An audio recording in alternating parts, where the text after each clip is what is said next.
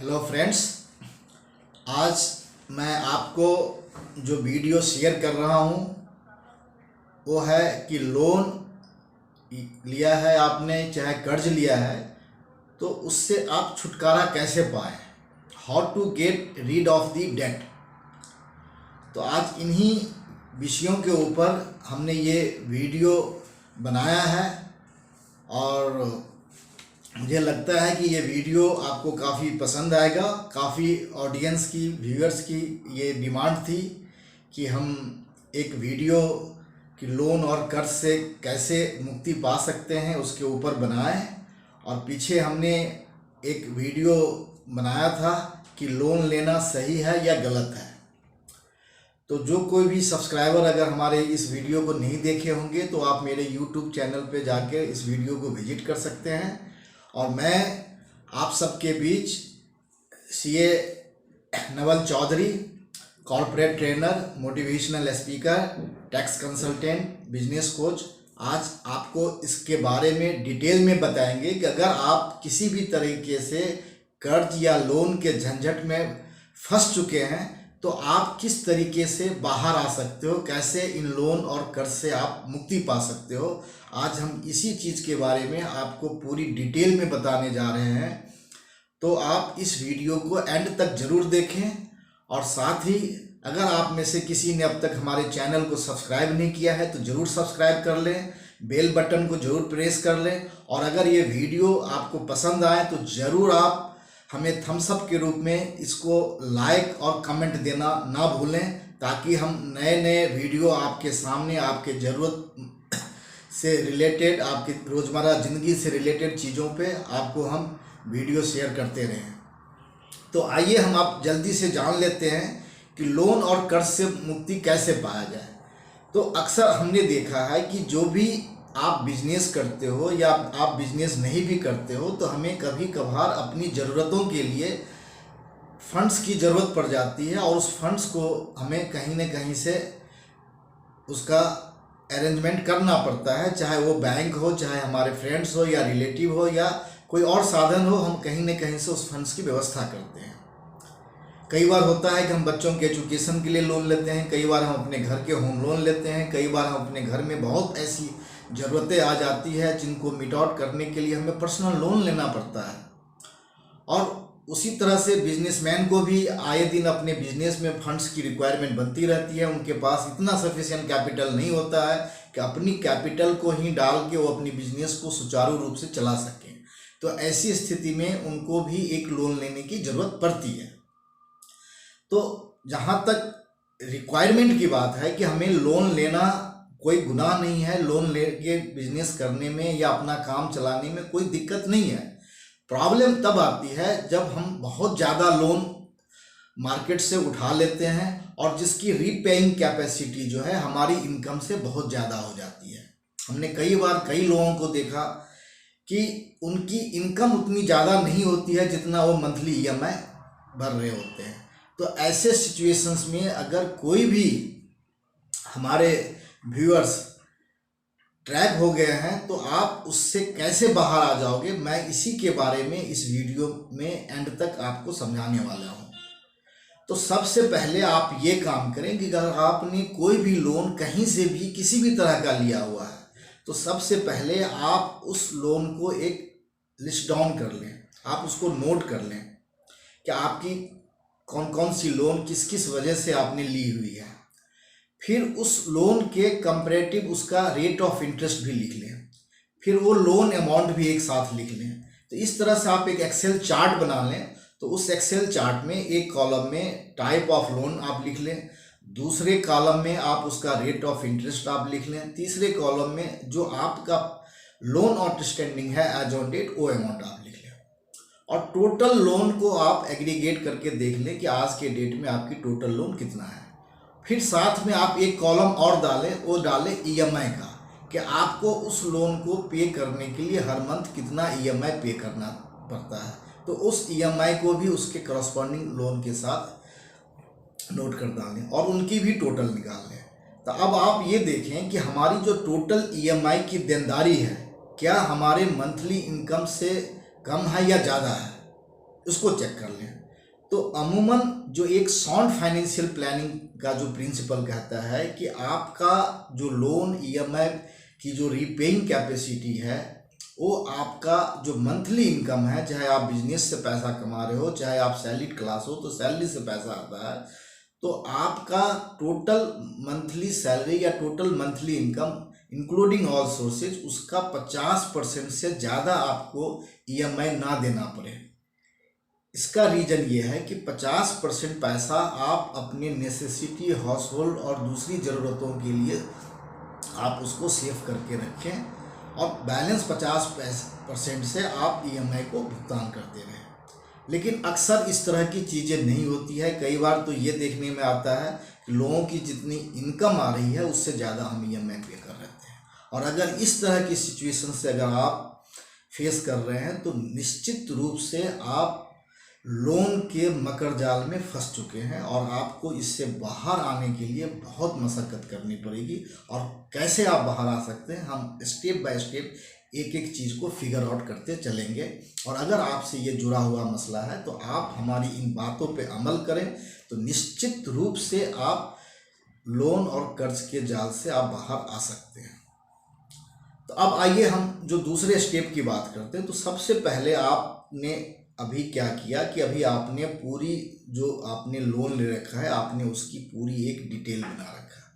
अब उस लोन को प्रायोरिटाइज कर दीजिए कि जो हायर इंटरेस्ट पे जो आपने लिया रखा है उसको सबसे टॉप पे रखिए। तो उसको उस तरीके से सबसे टॉप पे, उससे कम इंटरेस्ट वाले उसके नीचे रखिए, उसके नीचे रखिए। तो इस तरीके से आप उस चार्ट को अरेंज कर लें। तो इसका कहने का मतलब है कि जो लोन सबसे हायर इंटरेस्ट आपको पे करना पड़ता है तो उसको पे ऑफ करने की ज़रूरत पहले है, आप उनको पहले पे कर दीजिए। इसका फ़ायदा क्या है कि जब वो लोन आप पहले पे कर देंगे तो एक मेंटली साइकोलॉजिकली आपको लगेगा कि हमारा टोटल लोन अमाउंट तो कम हुआ, साथ में हमें उसका एक जो मंथली ईएमआई था अमाउंट, वो ईएमआई अमाउंट भी हमारा कम हो गया। अभी आप जैसे देख रहे होंगे कि हमारा ईएमआई टोटल मान लो 1 लाख है, लेकिन उसमें जो हायर इंटरेस्ट का कोई पर्सनल लोन है हो सकता है उसकी ईएमआई ही जा रही होगी 20,000 रुपया, तो आपको 20,000 रुपया कम हो जाएगा तो 80,000 आ जाएगा। तो इसको थोड़ा सा स्ट्रक्चर करने की और प्लानिंग करने की ज़रूरत है। तो उसमें कई बार आपके पास ऐसे भी लोन होंगे जो होम लोन होंगे, और होम लोन में नॉर्मली आपका रेट ऑफ इंटरेस्ट कम होता है। तो आपके पास एडिशनल फंड नहीं है तो आप उसको थोड़ा सा रिस्ट्रक्चर कर सकते हैं स्मार्ट प्लानिंग करके, कि जैसे अगर मान लो आपके पास कोई होम लोन है तो अब तक आपने कुछ इंस्टॉलमेंट दे भी दिया होगा, तो आप अपने बैंकर से बात करके थोड़ी सी उस होम लोन के ऊपर टॉप अप लोन ले लें। और टॉप अप लोन अगर आप ले भी लेते हैं तो उसकी ईएमआई उतनी ज़्यादा नहीं होगी जितनी ईएमआई आप दूसरे अनसिक्योर्ड लोन और पर्सनल लोन के लिए आप पे कर रहे होंगे।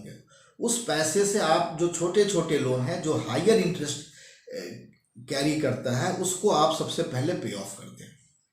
तो इसको पे ऑफ करने से एक फ़ायदा ये है कि आपको एक तो इंटरेस्ट रेट काफ़ी कम आ जाएगा, दूसरा आपका एक ही लोन टॉप अप हो गया तो आपका जो मंथली ईएमआई का पे आउट है वो पे आउट की अमाउंट आपका कम हो जाएगा। तो हो सकता है कि आपकी जो मंथली इनकम है उस मंथली इनकम के नीचे आ जाए, कम हो जाए मंथली इनकम से वो आपका ईएमआई, तो आप कंफर्टेबली उस पैसे को आप पे ऑफ कर सकते हैं। अब तीसरा हम जो स्टेप्स बताने जा रहे हैं कि तीसरा स्टेप्स में अब एक गुंजाइश ये भी है कि हर आदमी, हर इंडिविजुअल्स की अपनी अपनी एक स्किल सेट है। हो सकता है आप सैलरीड हो सकता है आप बिजनेसमैन हो सकता है आप प्रोफेशनल्स हो, तो कहीं न कहीं से हर एक आदमी की अपनी एक स्किल सेट है। तो आप ये कोशिश करें कि अभी जो प्रेजेंट अर्निंग है, तो अगर आप किसी भी तरीके से अपनी इनकम को थोड़ा सा बढ़ा सकते हैं, चाहे एक्स्ट्रा वर्क करना पड़े, पार्ट टाइम वर्क करना पड़े, फ्रीलांसिंग काम करना पड़े, या अपने घर में नॉन वर्किंग स्पाउस भी कुछ काम कर सकते हो, तो इस तरह से कुछ ना कुछ आप इनकम को एडिशनल जनरेट करने की कोशिश करें।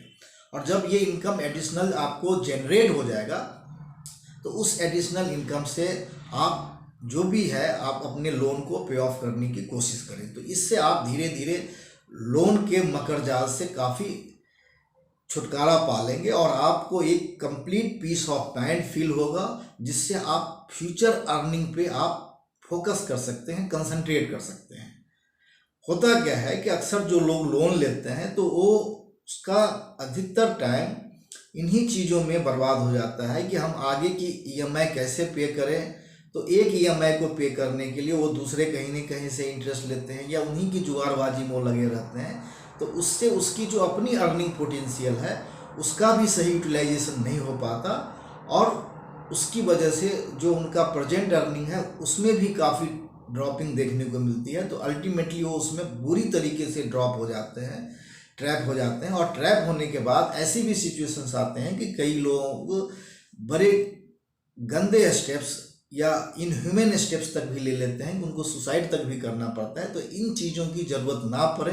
अगर आप ऑलरेडी अगर इस लोन और कर्ज के जाल में फंस चुके हैं तो आप इस तरीके से इससे बाहर आ सकते हैं। जो आखिरी स्टेप्स मैं आपको बताने जा रहा हूँ उसमें ये है कि आप ये भी देखें कि आपके पास बहुत ऐसे एसेट्स पड़े होंगे जिसका आपको कोई यूटिलाइजेशन नहीं है नियर फ्यूचर में।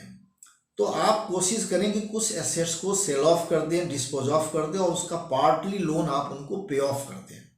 जब आप पार्टली लोन आप पे ऑफ कर देंगे तो you will feel the complete peace of mind.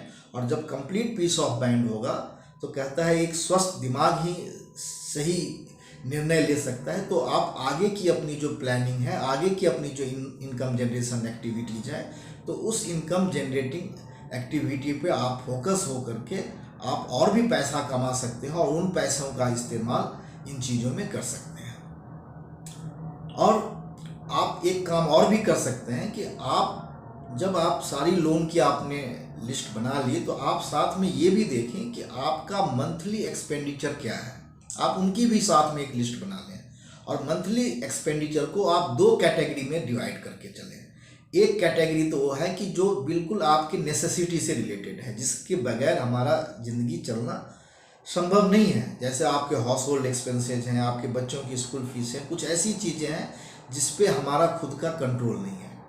और दूसरे तरह की जो खर्चे हैं जो थोड़ा सा हमारा शो ऑफ नेचर का खर्च है, वांट से रिलेटेड खर्च हैं कि हमने हॉलीडे कर दिया, रेस्टोरेंट खर्चे करते हैं, जिन खर्चे के बगैर भी आप चला सकते हो। तो कुछ दिनों तक आप ऐसे खर्चे को बिल्कुल ही कंट्रोल कर लें या कंट्रोल बिल्कुल भी पॉसिबल नहीं तो आप उसको मिनिमाइज कर लें और उसका जो सेविंग पार्ट है उसको लोन को पे ऑफ करने में आप देते रहें। तो इस तरह से लोन आपका ख़त्म हो जाएगा।